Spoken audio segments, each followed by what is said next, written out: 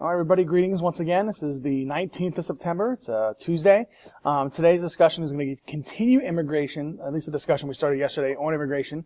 After you watch the John Green video and you get to this video here, we're looking at the ways of why people would flee. We talked about in class a little bit today and also maybe a little bit yesterday in some circumstances. Now, immigration kind of relates to the forces of like magnetism. You know, people will leave for certain reasons. They will leave because, you know, forces attract and they also oppose a magnetism. But with immigration, there's two different forces as well that attract people to one place and also make them leave where they currently are. So much like magnetism, there's only, you know, two ways that, you know, as to why people will go. They leave one place or they want to go to another. So, you know, there's many different reasons. But today's discussion will look at you know, the immigrant experience. So the burning question I asked today is what would some of the reasons people might have fled their home nations for the United States. And this can refer to any time period. So if you're looking at, you know, war, you're looking at, you know, a new job, you're looking at anything. And if you take these answers that you find and you put them in your own perspective, meaning you're taking where you live right now in the United States, in Pennsylvania, in Harrisburg, and you decide that you want to, you know, put yourself amongst the system in which you're going to be religiously persecuted. Would you want to stay there, or would you want to leave? In many cases, many people would want to leave, whether it's for a job, no matter what it will be, because you want to find better opportunities. So this is just human nature, is why people decide to move. Most of it's just because they want to flee a certain idea or a certain concept or a certain fear that they're facing in their current homeland, and they come and they move to another place. You know, war could be a reason as to why someone wants to leave. We see that in the Middle East today, and especially with ISIS, that ISIS really does affect people living in that area, and anyone that leaves that area is fleeing because of war. All right. So today's discussion, if I escape out of here, is going to be based around this graphic organizer. Now you can download this on Canvas. It's at the very bottom. You download this sheet. Should make a typo, graphical error there. But you can actually take this discussion here and you know, move this into the four different categories: immigrant, European, Asian, and then Mexican. You'll find this on page 298, 297, 298, this section beginning about what immigration is like here in America. And we have four categories: the immigrant experience, European immigrants, Asian immigrants, and Mexican immigrants.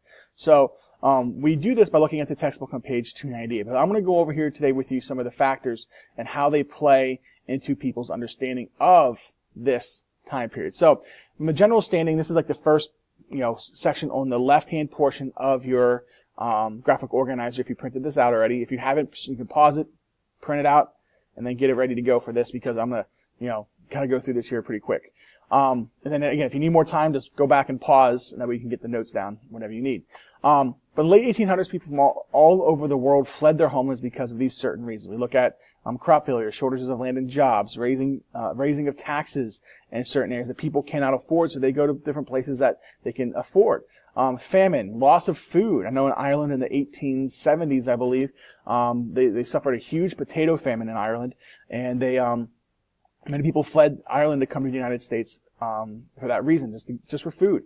Religious and political persecution, people being treated, you know, poorly because of the religion. Maybe people are living in a government that's ruling at the point of a gun, meaning you're being forced to do something with a gun in your face or with a baton or a nightstick in, you know, being pointed and jabbed at you. So, you know, that kind of you know, future isn't very bright for those people, so they decide to take up and move.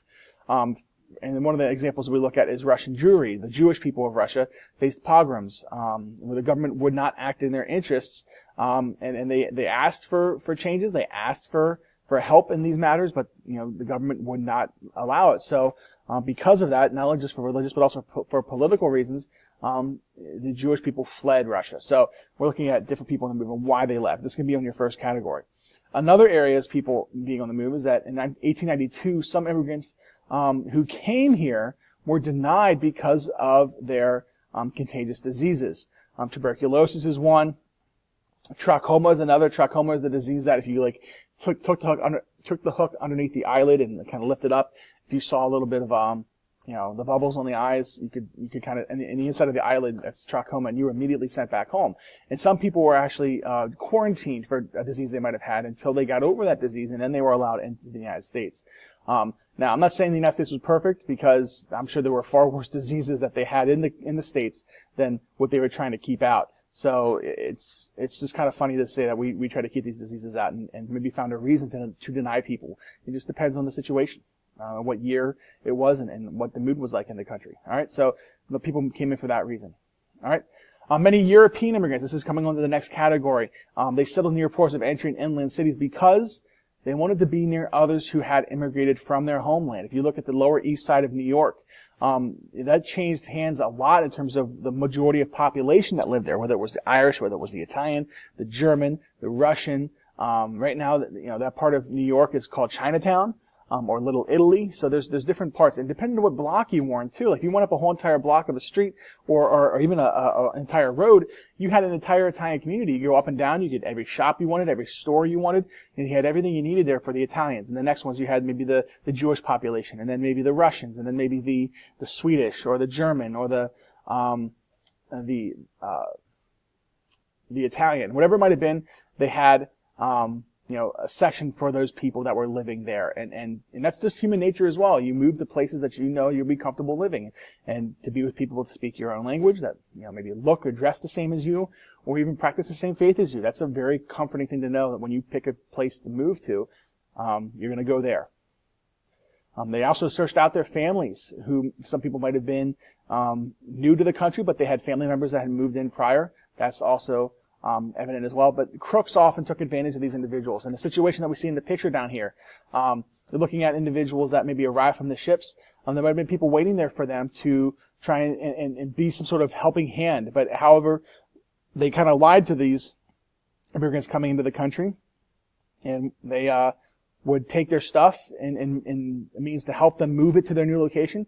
But on the way, somehow they got split up, and they would never see their those crooks would take their the immigrants' belongings, and those immigrants would never see those belongings ever. So immigrants were very, I guess the best word for it is naive, thinking that America was this great, grand old place, that people were there to help them, but in the long run, many immigrants were not welcome here.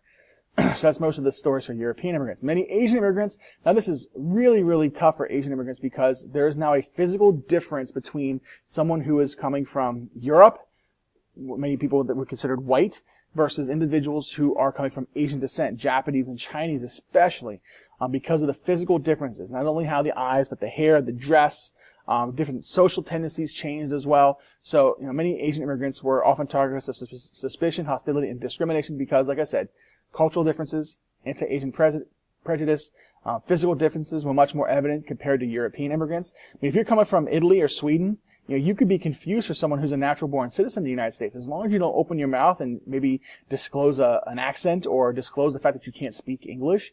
If you're a European, you could hide the fact that you were an immigrant if you just didn't open your mouth. For the Asian immigrants, they didn't have a choice because the physical differences were too great. How someone looked was a way that they could be judged in that way, which is obviously wrong, but many Americans were looking for people to make themselves better than, and the Asians were the obvious choice, especially on the West Coast. All right, so that's the situation that many Asian immigrants get. Now, Chinese immigrants tended to live on their own ethnic communities because obviously look at the way they dress. Here's a traditional picture of people living at that point, but they could avoid conflicts with their non-Asian neighbors. That's obvious. We don't want those. They accepted lower wages at that time as well because they were just willing for work to begin with. Finding work for somebody wasn't that difficult. Now, if you wanted to be picky about your work, finding it would be more difficult at that point. However, if you were not picky, you would accept low wages, you would accept tough working conditions, and you would accept long hours. Most of the time, finding work was very, very easy. Because many Asians accepted the lower wages, it affected the rate of pay for all workers at that point. So, if someone that's of Asian descent that can work for very cheap, someone who's a natural-born citizen who wants to work that job will have to accept those same rates, or else they won't be hired because they know, and the employers know that they can hire someone from an Asian culture to work that job at that lower rate. So, the Chinese immigrants especially become really, really hated because of the way they affected the pay for all the other workers.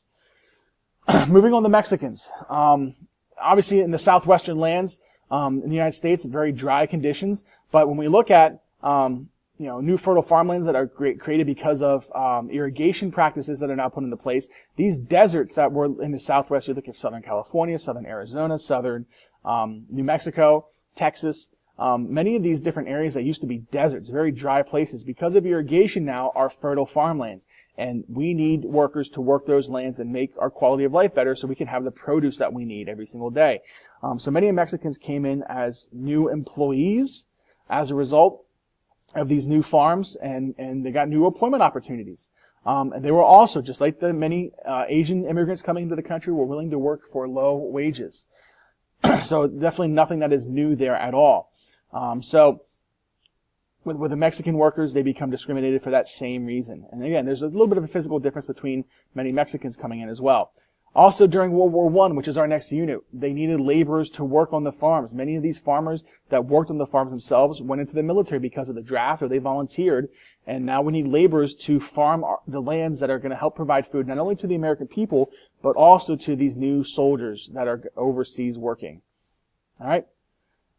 That is all we have for today. That's pretty much all we went through. Today in class, pretty much we took that graphic organizer, split the class up into groups, and each group was responsible for writing one, section. But you got all the sections here. So if you want to go back on any part in this video and pause it to get the notes, that's perfectly fine. So no problem, with that. Just, fill that out. And if you have any questions, come and see me. Everyone have a fantastic day.